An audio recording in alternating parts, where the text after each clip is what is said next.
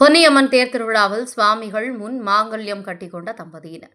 செங்கல்பட்டு மாவட்டம் கல்பாக்கம் அடுத்த வெம்பாக்கம் கிராமத்தில் சுமார் 200 ஆண்டுகள் பழமை வாய்ந்த பொன்னியம்மன் ஆலயம் உள்ளது. இக்கிராம மக்களின் கிராம தேவதையான பொன்னியம்மனுக்கு ஆண்டுதோறும் ஆவணி மாதம் 10 நாட்கள் திருவிழா நடைபெறும். குறிப்பாக 8ஆம் நாள் மற்றும் 9ஆம் நாள் தேர் திருவிழா நடைபெறும். அவ்வாறு கடந்த 27ஆம் தேதி புதன்கிழமை அம்மனுக்கு காப்பு கட்டுதலுடன் திருவிழா துவங்கியது.